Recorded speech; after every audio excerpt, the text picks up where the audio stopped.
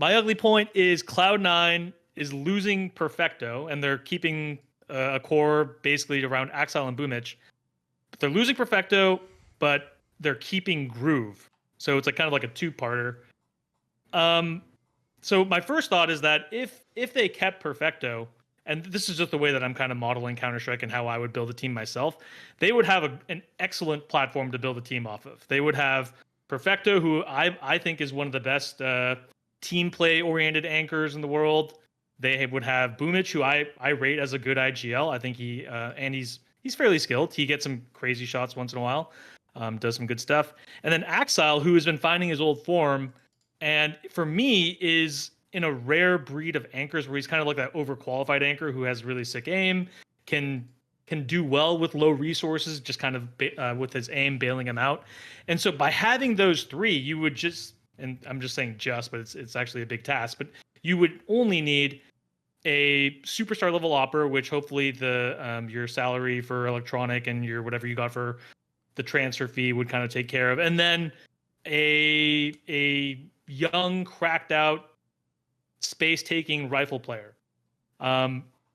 So I really thought that losing Perfecto is just gonna hurt Cloud9, and then Groove sticking around, who I'm not exactly sure what Cloud9 has seen in Groove. I think there's an old quote from Jack back in the day where he says that Groove is like a genius, but this point's been beaten to death. But basically, Cloud9 back when Nafany was at the helm, going off of basically individual plays, flashing and peeking. I'm not sure that brand of Counter-Strike is. I'm not sure, but it's just not going to work in today's era of Counter-Strike. And so Groove has had like poor results ever since they picked up the Navi duo, who they were expected to do well with. I mean, you're picking up Electronic and Perfecto, and they're joining Shiro, Axile, and Hobbit. I mean, that on paper was a team that was destined to win, and he pretty much achieved nothing with it. So, yeah, just ugly for me that they're losing one of the best anchors in the world, and they're keeping a coach that has done fuck all. So. Maui's a known Groove hater, by the way. He's asked for him to be fired before, so come on. Yeah, I'm not a fan of Groove. I'm not a fan of the style that he worked with Nafany on that led to me directing all of my hatred towards Nafany, but retroactively, I would have wanted to call out both Groove and Nafany through most of that. And for them to be losing Perfecto is just wild to me. Like, people like Perfecto do not grow on trees in the same way, actually, that people like. It feels weird to say that you could find an electronic easier than a Perfecto, but that's actually generally how I do view the landscape. Like, people like Yakindar have those incredibly high highs for brief periods, and they can catch fire because, man, you just go through FPL and you find the one rifler that's just sprinting at everybody and winning every aim duel, and you can sign him, but to find the guy that can play a mid-late round, can use the key piece of utility necessary to slow down a T attack most effectively, that's Perfecto. That stuff is the stuff that's gained through experience and years of demo watching, more than it is just getting a guy that can run at people and then take space, shoot a couple heads, and then he dies and you don't have to worry about him for the rest of the round. It's almost like do I think it's going to be easier to find somebody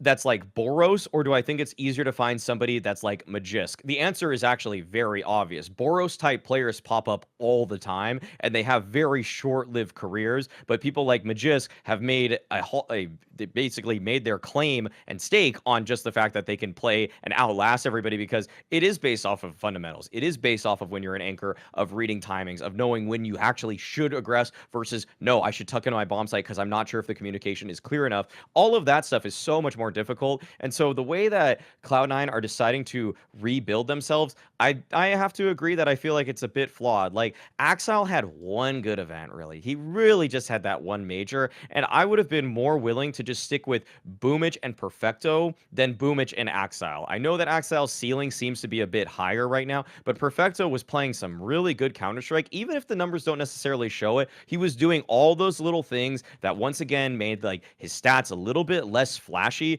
but still glued glued the team together in such a way that was very necessary to have a functioning roster. So for me right now, I just think this is just like almost like with the remaining 5 players that were on this team with Hobbit and Perfecto being benched, you could have just grabbed 3 names at random, and I almost feel like including Groove in that, and it would have been a better assembly than having Axile, Boomich, and Groove. I would have kept Boomich no matter what, but I definitely would have kept Perfecto, and even if for whatever reason I had to kick 2 other players, I would have then been torn. I would have probably just kept Axile and Hobbit over Groove. Like that, it's just as simple as that. Because then all you're looking for really then is like you're really looking for an opper who can fit that, and maybe you try to transfer somebody to be a little bit more of an aggressive rifler or convert them to that. But nah, this just really ain't it for me for Cloud9. Right, I'll give some angles on the Cloud9 org that people won't be aware of, but I am, because I both know the history and I literally know the owner of Cloud9 and have for many years. So I've even talked to him about moves. I even talked to him about picking this team up. When I saw it was available, I told him, you should definitely go for this team. Like it's probably the one where, because of the whole like war situation where you're going to get a cheaper deal because only a couple of people can bid, it's probably the best bang for buck you get. Like no one could know they'd sort of choke. Like people will forget this. At a minimum at Rio, they were supposed to have a semi-final, if not make the final, win the fucking major. Like everything was possible for that team. They just never made good on it. So what I will say is this: the reason why I think they have still stuck with Groove is there's 2 factors here. So one is that people won't know this. Like first of all, he was a pro player himself. He actually used to play for Virtus Pro when they first existed in the early 2000s, but he was sort of like one of the background players. Then in early League of Legends, the game that Jack from Cloud9 literally came up in, he built a team called Moscow 5, later Gambit Gaming, which was like one of the best lineups of all time, because what was amazing about it wasn't the best 5 players by any stretch. It was just one of those like magical chemistry lineups. And supposedly, because there was a time where one of their players even went to like an American team, supposedly Groove even used to tell them, no matter what arguments you're having, do not break this 5-man lineup up. Like it's not actually you individually that are winning these games. It's like a special chemistry you have or how you balance each other out. So you obviously knew something a bit more shrewd about the game. And the premise went, because old Russian Counter-Strike used to be like it is now, you just cycle players all the time based on whether you want to play with him or whether you had a bad LAN. Groove's whole take was like, no, you want to build like a system. You want to build out chemistry. You want to like build a basis that you can then refer back to. So then when you come to CS2 and that Gambit team online came out of nowhere, and by the way, they were the #1 team in the world. I mean, even when Na'Vi used to beat them early on, they used to win if like Simple just went like fucking 1.4 rating or something like that. Doesn't even count. Gambit was an amazing team. And the story went that Groove was the one calling because it was the online era. And I tell you what, if that's true, he looked fucking dope. And spoiler, that's one of the reasons why we were really quick to point out this Nafani guy is not the same guy on LAN. Like, it just doesn't look like he was calling. Like, it can't just be nerves. Like, he's just not making the same calls. He didn't play the same style.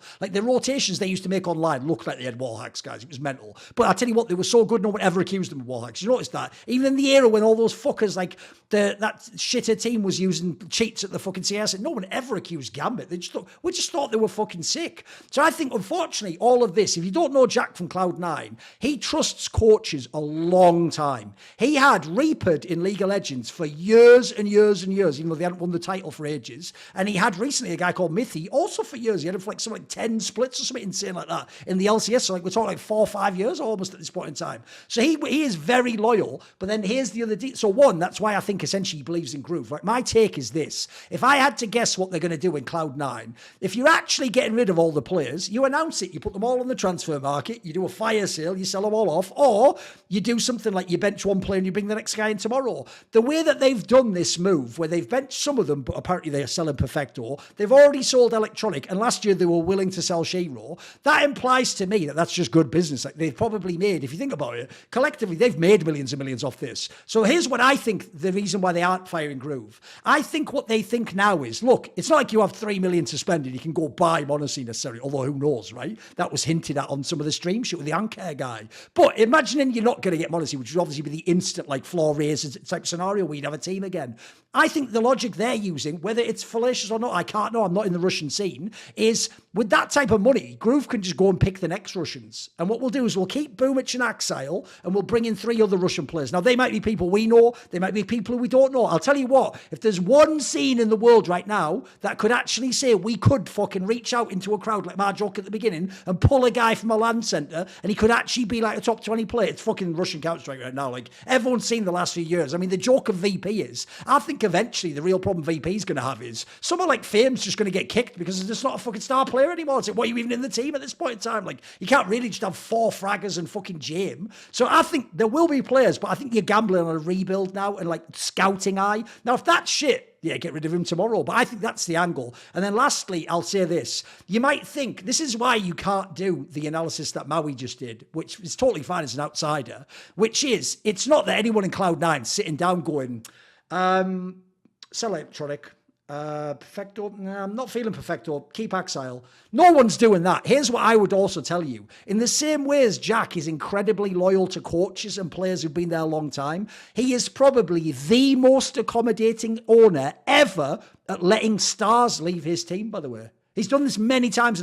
Now, true, he'll pair it with what I just said earlier. He'll do amazing business. Like, he'll get like $500,000 extra for that start, and, you know, he'll like do all the business he got. But if you say to him straight up, I don't want to be in this team anymore, or my dream is to play with this guy or on this team, he'll make it happen if it can. Man, this isn't League of Legends where you're in the middle of a split. Like, if the deal's there, the deal's there. There's no poaching rules. Also, because there's no poaching rules, guys, by the time the player comes to you in CS, he's already mentally in that team. He's already agreed, like, I want to join your team. You want me to join your team? Wouldn't it be great? Awesome. Yeah. Right now, let's go talk to the dogs. At that point in time, like, you're just risking petulance, unfortunately, if you keep them in. I mean, remember, I'll just point this out as a quick, and the second I say this, you'll all instantly realise what I mean. Bro, this guy let fucking Stu 2K leave after he won the major and had just signed a massive extension. Go look that up. No one mentions the extension, do they? This motherfucker, you never let a player go like that. You literally say to him, 1, motherfucker, I just paid you. I just gave you your max contract. And 2, we just won the major, dickhead. Rebuild the squad. Instead, he was willing to let that guy leave. And everyone remembers, we hadn't seen Cloud9 CS be relevant until this fucking Russian team.